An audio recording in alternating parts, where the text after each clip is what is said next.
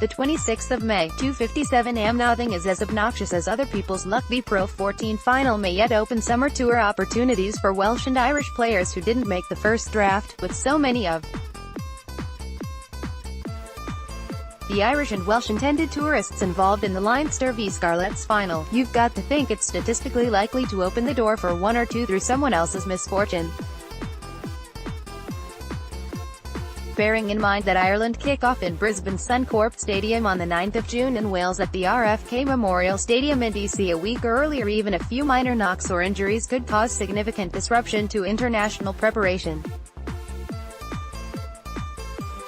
Wales have 13 of their 31-strong touring party involved with the Scarlets, and Ireland have a massive 16 of their 32-player squad involved with Leinster, in addition to Munster bounty ADHG Byrne on his last game for Scarlets. Continue reading below. As for the final itself, you've got to think it must be the perfect end to the season for Leinster.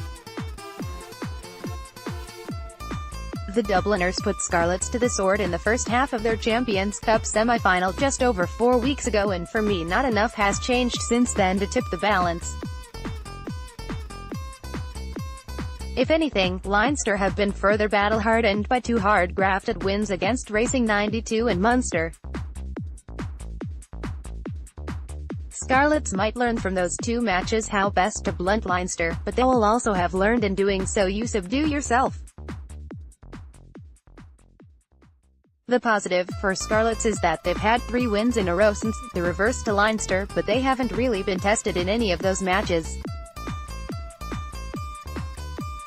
Even their Pro 14 semi-final away to Glasgow felt like the Scots just didn't turn up.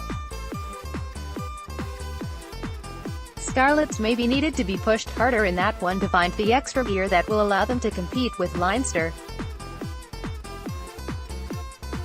Don't get me wrong, Scarlets aren't a team with obvious weakness. They just don't have Leinster's strength from 1 to 23. As a player, I always loved the big occasion. The bigger the platform, the better I played. And Leinster seem to have no shortage of players prepared to step up and be match winners. Over time, the biggest risk to Leinster will be complacency, and it's virtually impossible to completely guard against it.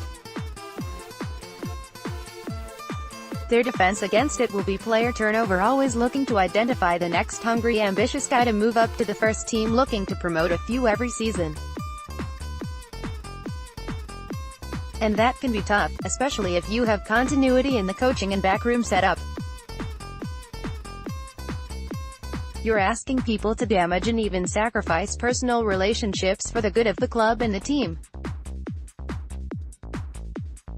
That requires a culture maybe a little more rare in club rugby, but common in really successful sports teams. The good news for others?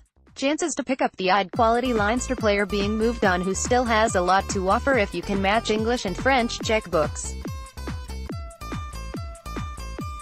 An object in possession seldom retains the same charm that it had in pursuit. You may also enjoy. Watch every match of the June and November internationals streaming live on Rugby Pass, home of the world's best global rugby coverage, including news, highlights, previews,